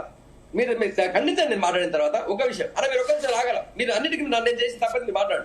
నేనేమంటా మనం ఏం చేసినా కూడా రాజ్యాంగ స్ఫూర్తికి విరుద్ధంగా చేయకూడదు, రాజ్యాంగ పరిధిలో మనం చేయాలి. ఏ దేశం నుంచి ఏం తీసుకున్నా కూడా. మీరు ఇప్పుడు ఆ ఓటు విషయంలో లేకపోతే సీట్ల విషయంలో వేరే దేశాలను మనం ఎట్లా తీసుకొచ్చి పెడతాం? నాకు రాజ్యాంగంలో ఉన్నటువంటి స్ఫూర్తి ఏంది అని మనం మిస్ చేస్తాం. అది మీరు చేయలేం కదా, మొదటిది. రెండోది సమన్యాయం చాలా విషయాలు చెప్పిండు అన్న. సమన్యాయంతో పాటు వన్ ఓట్ వన్ వాల్యూ అనేది కూడా రాజ్యాంగ నిర్మాత బాబాసాహెబ్ అంబేద్కర్ గారు ఆ టీం అంతా చెప్పింది. వన్ ఓట్ వన్ వాల్యూ అనేది, ఆ స్ఫూర్తి ఎక్కడ కూడా దెబ్బతినకూడదు అనేది మన రాజ్యాంగ స్ఫూర్తి. మన ఆ వాల్యూ ఎక్కడ దెబ్బతినకూడదు. మీరు దాన్ని తీసేసి మనం వేరే దేశాల్లో ఒక్కొక్క దగ్గర ఒక ఎక్కువ సీట్లు ఉన్నాయి, ఒక్కొక్క దగ్గర ఇంకో రకంగా ఉన్నాయంటే దాన్ని మనం ఇక్కడ అప్లై చేయలేం, మొదటిది. రెండోది ఆల్ పార్టీ మీటింగ్ పెట్టాలి, వాళ్ళు అందరు ఒపీనియన్ తీసుకోవాలి, మేధావులు అందరూ తీసుకోవాలంటున్నారు. అన్న ఇప్పుడు మీ పార్లమెంట్ పెట్టింది మళ్ళీ ఒకసారి ఒపీనియన్ తీసుకోవడానికి. ఆల్రెడీ బిల్ సమయంలో అప్పుడు చర్చ జరిగింది, ఇప్పుడు మళ్ళీ ఫైనల్ గా ఇంకోసారి కూడా చర్చ జరుగుతుంది. ఇందులో అన్ని పార్టీలకు సంబంధించిన మేధావులు ఉన్నారు, రాజ్యసభలో అన్ని పార్టీలకు సంబంధించిన ఎంపీలు లోక్సభలో ఉన్నారు. వాళ్ళందరూ కూడా చర్చలో పాల్గొంటున్నారు. కాంగ్రెస్ పార్టీ నుంచి కూడా చాలా మంది మేధావులు, ఇప్పుడు తరుణ్ గొగోయ్ లాంటి వాళ్ళు, మిగతా వాళ్ళు కూడా అందరూ కూడా వాళ్ళందరూ ఇంటలెక్చువల్ ఎంపీస్, సీనియర్ ఎంపీస్, వాళ్ళు కూడా చర్చలో పాల్గొన్నారు. ఏ పార్టీ వాయిస్ కూడా ఎవరు నొక్కలేదు. తరుణ్ గొగోయ్ గారు మాట్లాడేటప్పుడు కుమారి శైలజ గారు స్పీకర్, ప్యానల్ స్పీకర్ కూర్చున్నారు. ఆయన వాయిస్ నేమే కట్ చేయాలి, ఎందుకంటే సేమ్ కాబట్టి. నేనేమంటున్నా అంటే ఇప్పుడు మీరు పదే పదే అన్ని రాష్ట్రాలకి అన్న కూడా మాట్లాడుతూ ఏ రాష్ట్ర ఇన్కమ్ బట్టి కూడా మనం చేయాలని అన్నారు. ఇన్కమ్ బట్టి ఓట్ వాల్యూ నిర్ణయించవచ్చా? అది రాజ్యాంగ స్ఫూర్తికి కరెక్ట్ అది. ఓటుని బట్టి ఒకరు నిర్ణయించారు కరెక్టా? మరి ఈడబ్ల్యూఎస్ కరెక్టా? నేను చెప్తా, రిజర్వేషన్ కూడా చెప్తా, అన్నారు అన్ని చెప్తా. మీరు మాట్లాడదారు ప్రతిదీ చెప్తా నేను. అయితే ఇప్పుడు వెంకటస్వామి అన్న కావచ్చు, లేకపోతే రేవంత్ రెడ్డి గారు కావచ్చు, మా పర్ క్యాపిటల్ ఇన్కమ్ మాకు ఎక్కువ ఉంది కాబట్టి మాకు ఎక్కువ ఓట్లు ఇవ్వాలంటున్నారు. అంటే దాని అర్థమైంది అంటే ఒక డబ్బులు ఎక్కువ ఎక్కువ ఓట్లు ఇవ్వాలి, పేదోనికి తక్కువ ఓట్లు ఇవ్వాలా? ఒకటి. రెండోది, అలా చిన్న రాష్ట్రం తెలంగాణ ఒకటే కాదు, నార్త్ ఇండియాలో కూడా చాలా రాష్ట్రాలు ఉన్నాయి, ఈశాన్య రాష్ట్రాలు చాలా చాలా చిన్నవి. అంటే అట్లనే వదిలేస్తారా? అఫ్ కోర్స్ 60 years లో కాంగ్రెస్ పార్టీ పాలించిన రోజులు బార్డర్ లో ఉన్నటువంటి ఏరియా మొత్తానికి చిన్న ఇన్ఫ్రాస్ట్రక్చర్ కూడా లేకుండా, తాగడానికి నీళ్ళు లేకుండా, చివరికి విద్యుత్ లేకుండా వాళ్ళని మాత్రమే డెవలప్ అయినాయి. నార్త్ ఈస్ట్ ఇండియా ఇన్ఛార్జ్ ఉన్నా, కేవలం మోడీ గారి హయాంలో మాత్రమే డెవలప్ అయినాయి. అక్కడ ఉన్న వాళ్ళ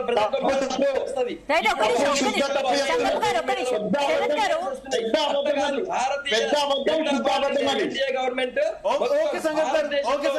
ఉండే గ్రామం నుంచి మధ్యలో సిటీ మధ్య అన్న పంజాబ్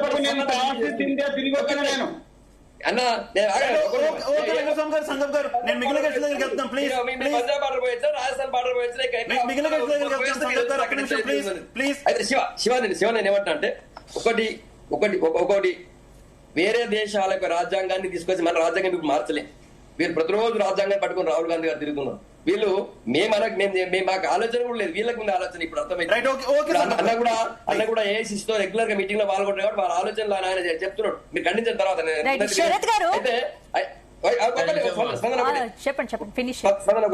ఇప్పుడు నేను లేవనెత్తిన విషయంలో పదే పదే నువ్వు కూడా ఓబీసీలో వచ్చావు, నువ్వు కూడా ఓబీసీ విషయం పార్టీల ఎంపీలు ఉన్నారు, ఓబీసీ చెప్పలే, ఈడబ్ల్యూఎస్ చెప్పలే, అవన్నీ మాత్రం దాటేసినావు. ఆత్మవంచన చేసుకోవడం కాదు. ఓబీసీ రిజర్వేషన్ గురించి చెప్పను. మా బిడ్డ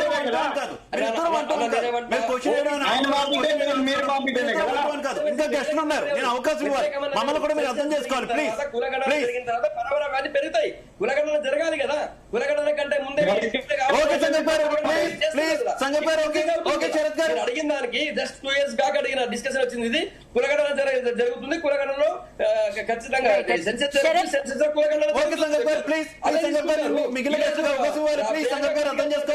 మాట్లాడారు. ఇప్పుడు శరత్ గారు, ఇప్పుడు జనాభా లెక్కలతో కాకుండా జిఎస్డిపి ఆధారంగా సీట్లు పెంచాలని రేవంత్ రెడ్డి డిమాండ్ చేస్తున్నారు. ఇప్పుడు ఇంత దేవప్రసాద్ గారు ప్రస్తావించింది, తేజస్వి సూర్య గారు స్పీచ్ లో చివరిలో మాట్లాడే పాయింట్ ఇస్తారు. తేజస్వి సూర్య గారు తెలంగాణను ఎక్కడ వ్యతిరేకించలేదు, తెలంగాణను అవమానపరిచే విధంగా ఎక్కడ మాట్లాడలేదు. భారతదేశ విభజన జరిగిన వందలాది మంది చనిపోయినారు. ఇప్పుడు కూడా కాంగ్రెస్ పార్టీ 2009 December 9 రోజు మాట ఇచ్చి వెనక తీసుకోవడం వల్ల 1200 నుంచి 1400 మంది చనిపోయినారు. సో అదే పరిస్థితిలో ఈ ఇక్కడ జనాభాను కూడా, ప్రజల యువకుల్ని కూడా కాంగ్రెస్ పార్టీ చంపిందనే విషయం చెప్పిండు. అది నేను మాత్రం దేశంలో కూడా కాదు, ఇప్పుడు కాంగ్రెస్ పార్టీకి తెలంగాణలో గొప్ప సింగిల్ లీడర్ గా లేకపోతే రాష్ట్ర ముఖ్యమంత్రి రేవంత్ రెడ్డి గారు కూడా చెప్పారు కదా.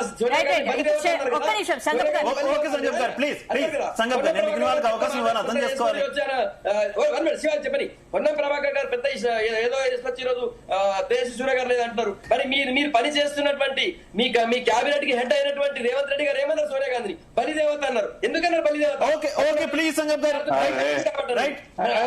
ఒక్క నిమిషం సంగప్ గారు. శరత్ గారు, ఇప్పుడు జనాభా లెక్కలతో కాకుండా ఆత్మవంచన అక్కర్లేదు. తెలంగాణ బిడ్డవు, తెలంగాణ కోసం కొట్లాడినవు, తెలంగాణ గురించి అవమానంగా మాట్లాడితే దాన్ని సమర్థించేటువంటి ఆత్మవంచన ఎందుకు?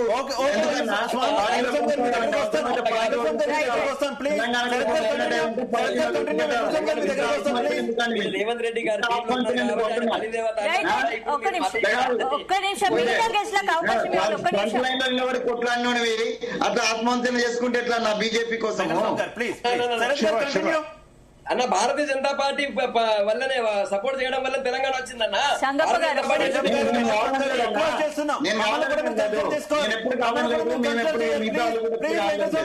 వెంకటస్వామి గారు ప్లీజ్ మమ్మల్ని కూడా కన్సిడర్ చేయాలి ప్లీజ్. శరత్ గారు చెప్పండి సార్.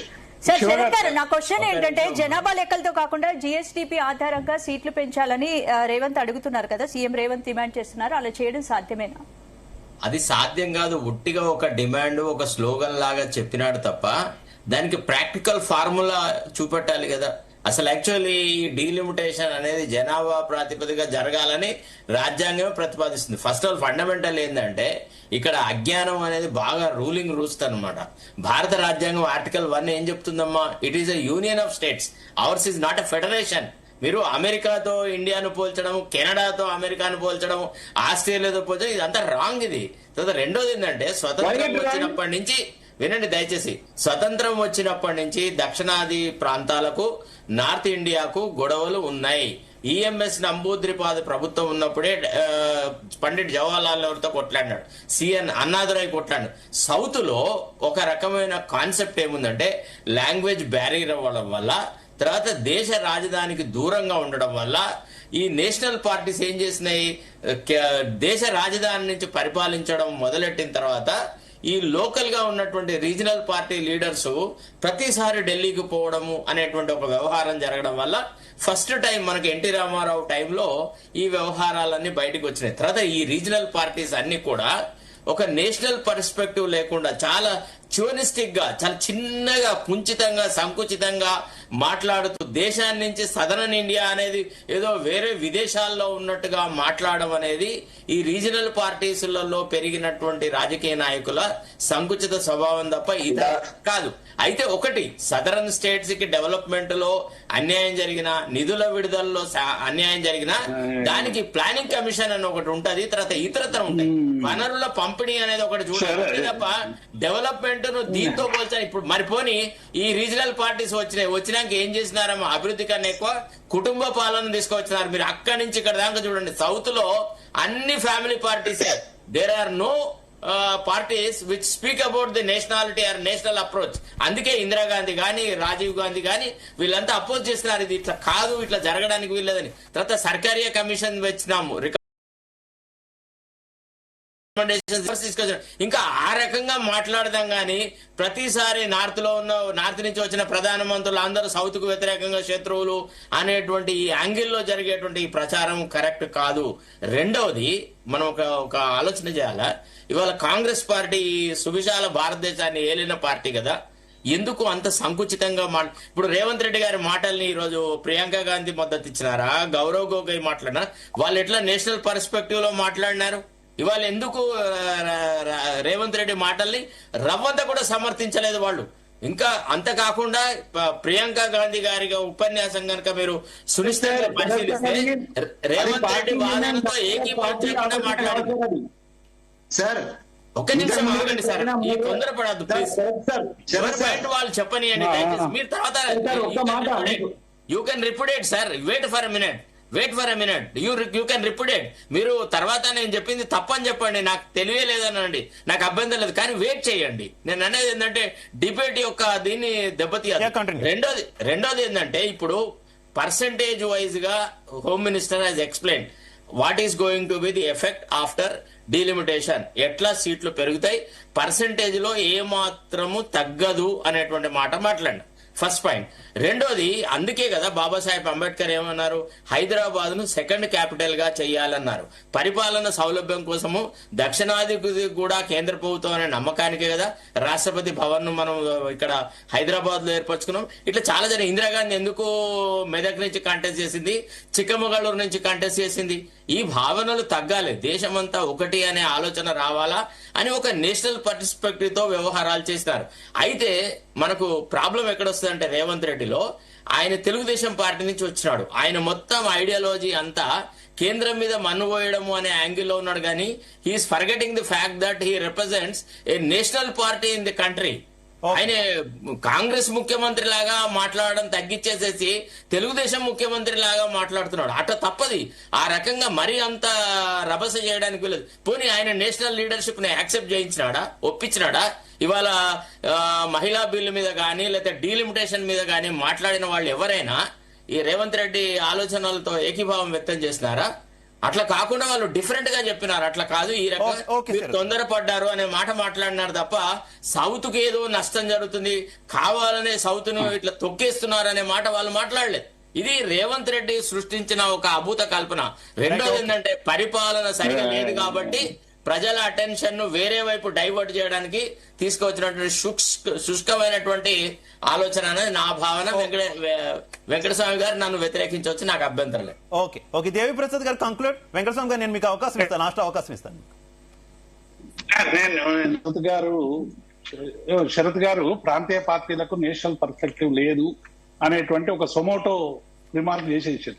ప్రాంతీయ పార్టీలకే ఎక్కువ నేషనల్ పర్స్పెక్టివ్స్ ఉన్నాయి. ఇవాళ జాతీయ పార్టీలు అనేటువంటివన్నీ కూడా ప్రాంతీయ పార్టీలకు సంబంధించినటువంటి అనేక అంశాల పట్ల ఓ వివక్ష చూపించినాయి కాబట్టి, అసమానత చూపించింది కాబట్టి, సరైనటువంటి ప్రాతినిధ్యాలు ఇవ్వలేదు కాబట్టి, సరైనటువంటి ఫండ్స్ ఇవ్వనటువంటి కారణంగా కావచ్చు, సరైనటువంటి దిక్సూచి లేనటువంటి కారణంగానే ప్రాంతీయ భావాలు పెరిగినటువంటి మాట వాస్తవం. ఇది ఒప్పుకోకుండా నేషనల్ పర్స్పెక్టివ్ లేదు అని రిమార్క్ చేయడం అనేటువంటిది నేషనల్ పర్స్పెక్టివ్ తోనే ఈ రాష్ట్రం తెలంగాణ రాష్ట్రం రావాలని. ఎందుకు ఎట్లా వస్తుంది? పార్లమెంట్ ద్వారానే రావాలి. అది నేషనల్ పర్స్పెక్టివ్. ఇక్కడనే ఏర్పాటు చేసుకొని మేమేదో సొంత రాజుల్లాగా తెలంగాణ ప్రజలు చేసుకోలేదు. నేనేమంటున్నా, ప్రతి విషయంలో నేషనల్ పర్స్పెక్టివ్ ప్రాంతీయ పార్టీలకు ఉంది.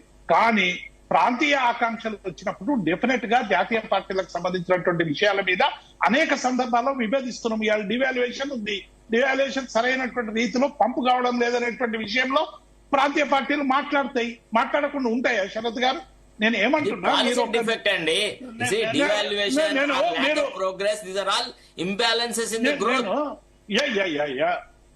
నేనేమంటున్నా శరత్ గారు, ఇవాళ సౌత్ కు సంబంధించినటువంటి రాష్ట్రాలు, ఇవాళ ఆంధ్రప్రదేశ్ కావచ్చు, కర్ణాటక కావచ్చు, లేకుంటే ఇంకొక రాష్ట్రాలు కావచ్చు, ఆర్థిక పరమైనటువంటి విషయాల్లో మిగతా రాష్ట్రాల కంటే గ్రోత్ లో ఉన్నాయా లేవా?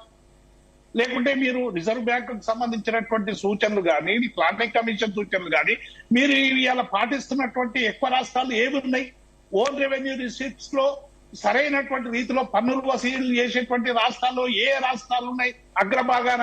ఇదంతా కూడా చర్చ పెట్టచ్చు. నేనేమంటున్నా, ఇవాళ డెఫినెట్ గా నేషనల్ పర్స్పెక్టివ్ తోనే ఇలా అన్ని రాష్ట్రాలు కూడా పనిచేస్తున్నాయి. నేషనల్ పర్స్పెక్టివ్ లేకుండా ఏమీ లేవు. కానీ ఇక్కడ జరుగుతున్నది ఏంది? నేను శరత్ గారు మీ అభిప్రాయం ఉండొచ్చు, ఎందుకంటే మీరు ఏ రాజకీయ పార్టీ కాదు కాబట్టి అన్ని రాజకీయ పార్టీలు దుమ్ము వేయొచ్చు. అంతే కదా చెప్పేది. వినండి దయచేసి. ఇప్పుడు రేవంత్ రెడ్డి గారు పెట్టే ప్రపోజల్ ఏంటంటే, శరత్ గారు ప్లీజ్ నేనేమంటున్నా, నేను నా అభిప్రాయం చెప్తున్నా, మీరు కావాలంటే మళ్ళీ ఖండన చేయండి. నేను అంటున్నా, మేము నష్టం జరిగిందనే భావన మాకుంది. ఆ భావన మీకు లేకున్నా, ఇంకొకరికి లేకున్నా మేమేం తప్ప. రెండవది ఒక్క నిమిషం ఉండండి. నేనేమంటున్నా, మా సంగప్ప గారు చాలా సింపుల్ గా ఇవాళ కర్ణాటకకు సంబంధించినటువంటి ఒక పార్లమెంట్ సభ్యుడు మాట్లాడినటువంటి మాటల్ని వేరే విధంగా డైవర్ట్ చేసే ప్రయత్నం చేశారు. సంగప్ప గాని, మా వెంకన్న గాని, మా శరత్ గాని, మేము గాని, ఇంకా చాలా మంది, మేమే కాదు లక్షలాది మంది, కోట్లాది మంది తెలంగాణ ప్రజలు, అన్ని రాజకీయ పార్టీలకు సంబంధించినటువంటి వాళ్ళు, రాజకీయ పార్టీ అని కాదు, ఇద్దరు ఉన్నారు.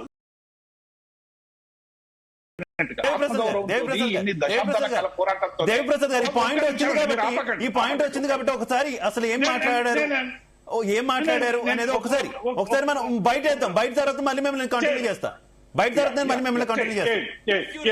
If you remember the way the Congress party, the UPA, divided the two undivided Andhra Pradesh into AP and Telangana, it was done the partition of AP and Telangana was done in a worse fashion than the British did the partition of India and Pakistan.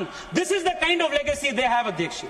If you remember the way the Congress party, the UPA. Continue, Deviprasad garu. నేను ఏమంటున్నా చాలా స్పష్టంగా, English నాకంటే ఎక్కువ అర్థం చేసుకునేటువంటి మేధావులు అందరు కూడా ఉన్నారు. నేను ఏమంటున్నా, చాలా స్పష్టంగా చెప్పిండు, తెలంగాణ ఏపీ విభజన అనేటువంటిది పాకిస్తాన్ విభజన లెక్క. ఆ రోజు పాకిస్తాన్ విభజన ఎట్లా జరిగిందో అట్లా జరిగింది అనేటువంటి మాటలు మాట్లాడడం అనేటువంటిది ఏ తెలంగాణ బిడ్డకైనా గాయమవుతుందండి. కాంగ్రెస్ లో ఉండని, బీజేపీలో ఉండని, ఇంకొకటి ఉండని. కిషన్ రెడ్డి తెలంగాణ కోసం ఆ రోజు పనిచేయలేదా? మా సంగప్ప గారు నిరంతరం పనిచేయలేదా? కాబట్టి నేనేమంటున్నా, ఇలా బీజేపీ తెలంగాణకు సంబంధించినటువంటి నాయకులు చాలా స్పష్టంగా తమ అభిప్రాయాల్ని వారి దగ్గర ఉంచి ఇటువంటి మాటలు మాట్లాడడం వల్ల రాజకీయపరమైన నష్టం జరుగుతుంది అనేటువంటి భావనని వెలిబుచ్చాలని కోరుతున్నా. వాళ్ళు అట్లే మాట్లాడతాము, మేము ఇట్లనే నష్టపోతాం అనుకుంటే మేము చేయగలిగింది ఏం లేదు. కాబట్టి దీన్ని గమనించాలనే చెప్తున్నాం, అది మాట్లాడాలి. ఇలా డెఫినెట్ గా అందరి బాధ్యత అనేటువంటి విషయం చెప్తాం. మూడవది, ఇలా సౌత్ నార్త్ కి సంబంధించి డిలిమినేషన్ ప్రక్రియ, ఇలా మహిళా రిజర్వేషన్ బిల్లును అందరం కూడా ఏకగ్రీవంగా చేస్తున్నాం.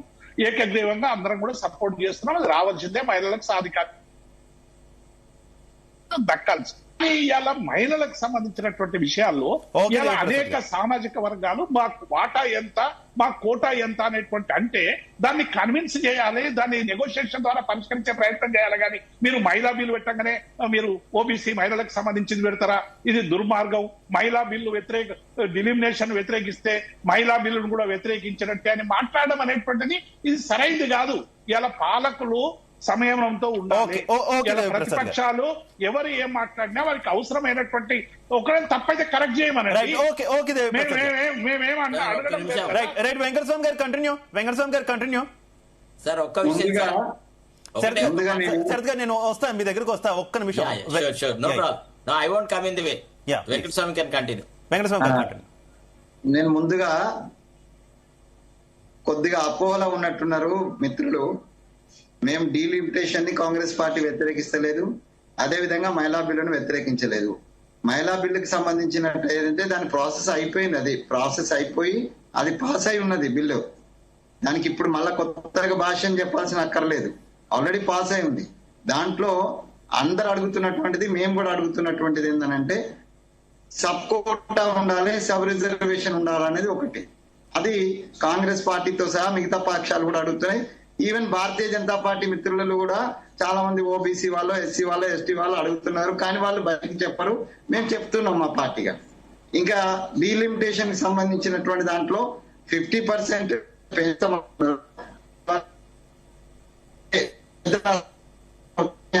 అవకాశం అనుకున్నాం, కానీ దానికి 2011 జనాభాను లింక్ చేస్తే ప్రాబ్లం వచ్చి ఈ మాట కూడా వాళ్ళు చెప్పినారు కాబట్టి దాన్ని అబ్జెక్ట్ చేసినాం.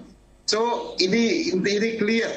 మేమేమో డీలిమిటేషన్ అండ్ ఉమెన్ రిజర్వేషన్ బిల్లుకు మా సమయంలో కూడా, మన్మోహన్ సింగ్ గారి సమయంలో, వాజ్పేయి గారు అందరి సమయాలలో అది ప్రయత్నం జరిగింది, ఇవాళ వచ్చేసింది, అది అయిపోయింది. దాంట్లో మాకు సపోర్ట్ అడుగుతాం. ఇంకా రెండో విషయం, శరతన్నట్టుగా రేవంత్ రెడ్డి గారు చెప్పినటువంటి హైబ్రిడ్ సిస్టమ్ ఏదైతుందో it is not the Congress proposed process కాదది. ఆయనకు ఆయన వ్యక్తిగతంగా ఒక రాష్ట్ర ముఖ్యమంత్రిగా ఆయన స్థాయిలో ఆయన ఒక ప్రపోజల్ చేసినారు. ఈ దేశంలో ఇవాళ భారతీయ జనతా పార్టీ రాజ్యం ఉన్నది. నేను కూడా ABPRS లో పనిచేసిన noble thought should come from all the corners of the world అంటాడు వివేకానందుడు. వివేకానందుని ఆదర్శాలనే పునికి పుచ్చుకొని ముందుకు నడుస్తున్నామని చెప్పేటోళ్ళు ఇవాళ వివిధ రకాలైనటువంటి మేధావుల నుంచో, లేకపోతే సంఘాల నుంచో, సంస్థల నుంచో, లేకపోతే రాజకీయ పక్షాల నుంచో వచ్చేటువంటి ఏదైతే ఆలోచనలను ఎందుకు క్రోడీకరించడానికి వెనుకాడుతున్నారు, ఎందుకు ఒక సమిష్టి నిర్ణయానికి, సమిష్టి సమగ్రమైనటువంటి చర్చకు వెనకాడుతున్నారు? ఆ చర్చనే చేయమంటున్నాం తప్పితే ఇది ఆపేసి ఇంకా పోస్ట్ పోన్ చేసి ఆగండి అని ఆలోచించడం లేదు. మేము సమగ్రమైనటువంటి సమిష్టి చర్చకు మేము డిమాండ్ చేస్తున్నాము. లేదు ఆ డిమాండ్ అంటే కోపం వస్తుంది భారతీయ జనతా పార్టీ. కాబట్టి చేతులెత్తి నమస్కారం చెప్తున్నాం. ఈ దేశ పౌరుడిగా, ఈ తెలంగాణ బిడ్డగా ఊకుకి తెలంగాణను అవమానపరచొద్దు అనేది కూడా మేము అప్పీల్ చేస్తున్నాము. భారతీయ జనతా పార్టీ లేదా కేంద్ర ప్రభుత్వానికి అప్పీల్ చేస్తున్నాము. ఈ సమగ్రమైనటువంటి చర్చ నిపుణులతోటి, పక్షాలతోటి, వివిధ సమస్యలతోటి ఒక సమగ్ర చర్చ చేయాలని మేము ఆహ్వానిస్తున్నాం. రెండోది ఏంటంటే భారతీయ జనతా పార్టీకి సంబంధించినటువంటి పెద్ద మిత్రులు చాలా మంది తెలంగాణ పుక్కడికి వచ్చిందని కొట్లాడి తెచ్చుకున్నాం. మాట్లాడేటువంటి బిడ్డలు కొడుకులు అందరు కూడా కొద్దిగా ఆలోచించుకొని మాట్లాడాలి. కర్ణాటకలో ఉన్నవాడు ఒకడు, లేకపోతే గుజరాత్ సంబంధించిన ఒకడు, ఇంకోడు ఒకడు తెలంగాణ కోసం వందల మంది బిడ్డల ప్రాంతాలు తెచ్చి కొట్టుకున్నాం. ఆ తెలంగాణ విభజనను ఇది తప్పుందని అది తప్పుందని నోటికొచ్చినప్పుడు గడిపోడు మాట్లాడడం అనేటువంటిది కరెక్ట్ కాదు. పార్టీ వాడైనా సరిదిద్దుకోకుంటే మాత్రం డెఫినెట్ గా ఈ తెలంగాణ నుంచి గుణపాఠం నేర్చుకోవాల్సిన పరిస్థితి వస్తుంది. తెలంగాణ పోరాట స్ఫూర్తిని గాని, తెలంగాణ సాధించుకున్న విధానాన్ని గాని విమర్శించేటువంటి యొక్క పన్నాగాన్ని మేము వ్యతిరేకిస్తున్నాం.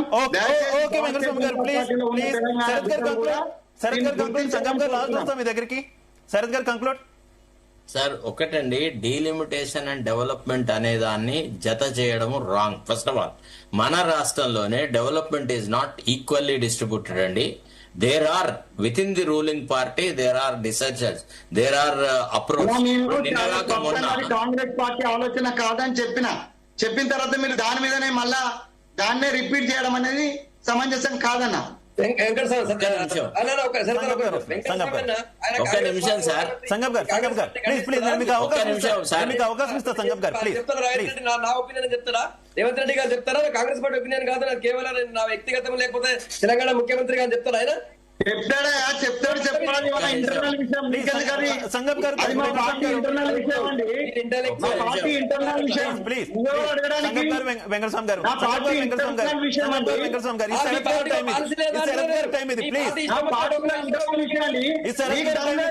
మీకు పార్టీలో తప్పు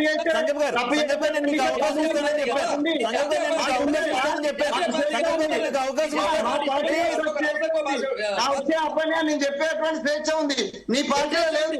నీ పార్టీలో నియంత్రిస్తున్న పార్టీ, నీ పార్టీలో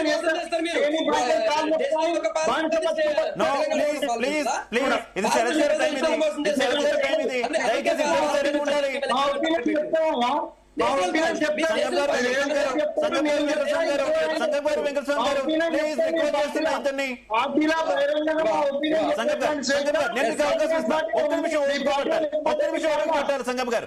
గారు ప్లీజ్ సంగప్ గారు, నేను మీకు అవకాశం ఇస్తా, ఖచ్చితంగా అవకాశం ఇస్తా. శరత్ గారు కంటిన్యూ. సార్ ఇప్పుడు ఒక విషయము అంటే వెంకటస్వామి గారు రేవంత్ రెడ్డి అభిప్రాయము కాంగ్రెస్ పార్టీ అభిప్రాయము కాదు అని చెప్పడానికి కూడా అది కేంద్ర పార్టీ చెప్పాలి. ఎప్పుడు కేంద్ర పార్టీకి సంబంధించిన జనరల్ సెక్రటరీయో లేకపోతే పార్టీ ఎవరైనా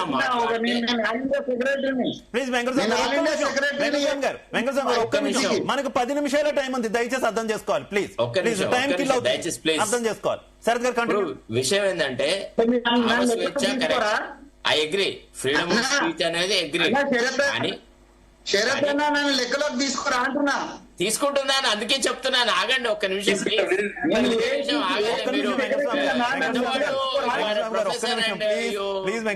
తొందరపడితే ఎట్లా? ఒక్క నిమిషం ఓపిక పట్టండి దయచేసి. ఇప్పుడు ఎట్లుంటుందంటే ఇవాళ ఏదైతే చర్చా కార్యక్రమం పార్లమెంట్ లో జరిగిందో, లోక్సభలో జరిగిందో, దాన్ని బట్టి చూస్తే దాదాపుగా ఇది క్లియర్ అయింది. ఏమని? రేవంత్ రెడ్డి గారి అభిప్రాయాన్ని కాంగ్రెస్ పార్టీ అభిప్రాయంగా కాంగ్రెస్ పెద్దలు ఎవరు కూడా లోక్సభలో మాట్లాడిన వాళ్ళు ఎవరు పరిగణలోకి తీసుకోలేదు. That is first point. ఇప్పుడు మనం ముఖ్యమంత్రి పదే తెలంగాణ ప్రజలను మన తప్పుతో పట్టిస్తున్నాడు కాబట్టి ఈ క్లారిటీ ఇవ్వాల్సి వస్తుంది అనమాట. ఇప్పుడు విత్ ఇన్ ది స్టేటే కాంగ్రెస్ పార్టీలో ఉన్న శాసనసభ్యులే, తర్వాత నిన్న పోచారం శ్రీనివాసరెడ్డి గాని, మొన్న రాజగోపాల్ రెడ్డి గాని, వాళ్ళు ఏం మాట్లాడినారు? కొన్ని ప్రాంతాలకు, కొన్ని నియోజకవర్గాలకే మొత్తం నిధులు పోతున్నాయి, మొత్తం డెవలప్మెంట్ జరుగుతుంది, మిగతా ప్రాంతాలను మిగతా ఎమ్మెల్యేలు పట్టించుకోవడమే లేదు అనేటువంటి మాట మాట్లాడుతున్నారు.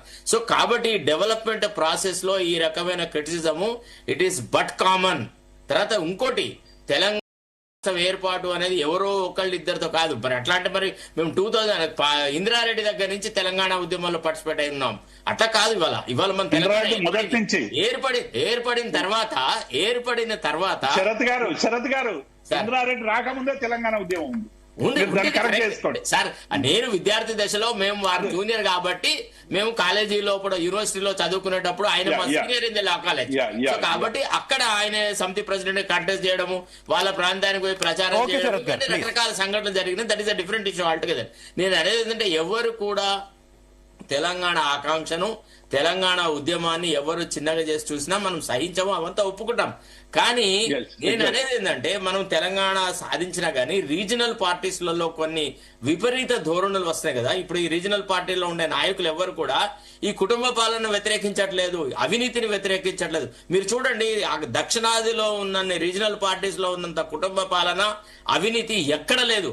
కరుణానిధిని కరప్షన్ లో కేసులలో ఇరికిచ్చింది కాంగ్రెస్ కాదా? Indira Gandhi did she not dissolve the Karunanidhi? అట్టనే ఎంజీఆర్ గవర్నమెంట్ కూడా డిసాల్వ్ చేసింది. చేస్తే ఏమైంది? ఎంజీఆర్ మళ్ళా ఈ గాట్ రీఎలెక్టెడ్. అంటే నేను అనేది ఏంటంటే, దక్షిణాదిలో ఉన్నటువంటి regional parties they are also corrupt, they are only family ruled states parties కాబట్టి వాళ్ళకి చాలా అసహనం ఉంది దేశ విధానాల మీద గాని, దేశ నాయకత్వం మీద. ఎట్లో ఒక రకంగా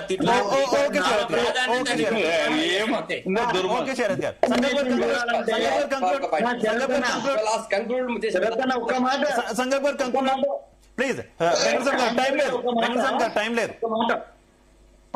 ఒక్కటే మాట చెప్తాను. నేను దేశమంతా తిరుగుతున్నా కాబట్టి నేను ఒక్క మాట చెప్తున్నా. దయచేసి ఇక్కడ ఉన్న పెద్దలు వాళ్ళు తిరగలేదని కాదు, కానీ ఒక్కసారి అభివృద్ధి సూచకకు సంబంధించి, ఈ డిస్క్రిమినేషన్ సంబంధించి ఆ శరత్ అన్న కావచ్చు, మా సంగప్పన్న కావచ్చు, దయచేసి ఒక్కసారి నార్త్ ఇండియాను, సౌత్ ఇండియాను ఒకసారి చూసి వచ్చిన తర్వాత ఎంత డిస్క్రిమినేషన్ ఉన్నదో అనేటువంటిది మన కళ్ళకు కట్టినట్టుంటదన్న. ఒకసారి తిరిగి రండి. Due respect to Venkata Swamy, all India AICC secretary, doubt లేదు, మేము అందరూ ఒప్పుకోవాల్సిందే, పార్టీ ప్రకటించింది కాబట్టి. కాదన్న మన కాదంటలేదు. కానీ అన్న ఒక విషయం, కాంగ్రెస్ పార్టీ ముఖ్యమంత్రిగా ఆయన మాట్లాడుతున్నప్పుడు కాంగ్రెస్ పార్టీ పాలసీ అని అనుకుంటాం. మీరు అన్నట్టు ఇప్పుడు మీరు ప్రకటించారు, ఆయన కాదని చెప్పి ఒకటి రైట్, మీరు కాదన్నారు కాబట్టి చెప్తున్నారు, మీరు కూడా ఒప్పుకోవాలి. భారత జాతీయ సమాఖ్య స్ఫూర్తికి విరుద్ధంగా ప్రజల్లో ఒక అపోహను కలిగించి, సౌత్ ఇండియా నార్త్ ఇండియా రెండు విభజించేందుకు అపోహల్ని కలిగించి ఒక డిస్టర్బెన్స్ క్రియేట్ చేయడానికి మాత్రమే రేవంత్ రెడ్డి గారు మాట్లాడుతున్నారు. ఆయన అనుకున్నట్టు సగం పాపులేషన్, సగం డబ్బులను బట్టి సీట్ల సంఖ్యను నిర్ణయించడం అనేది ఏమాత్రం శాస్త్రీయత కాదు. ఆయన ముఖ్యమంత్రి గారు, ఆయన కూడా చాలా మంది సీనియర్ ఐఏఎస్ ఆఫీసర్లు ఆయన పక్కన ఉంటారు, అన్న చెప్పినట్టు చాలా మంది మేధావుల ఆయన పక్కన ఉంటారు. ఇది ఎట్లా సాధ్యం అవుతుంది? హైబ్రిడ్ ఒక సగం ఒక్కొక్క ఇది తీసుకోవడానికి కూరలు వేసినట్టు. మొదటి. రెండోది, పదే అన్న సమగ్ర చర్చ జరగాల, చాలా అందరినీ కలపాలి, అందరి చర్చ అన్న. లోక్సభలో రాజ్యసభలో సమగ్ర చర్చ జరుగుతుంది. అక్కడ ఆ చర్చ కోసమే పెట్టినారు, అందరూ చర్చించున్నారు. కాబట్టి ఇది ఇంకా సమగ్ర చర్చ కాదు అని అనడానికి లేదు. సమగ్ర చర్చ జరుగుతుంది అక్కడ.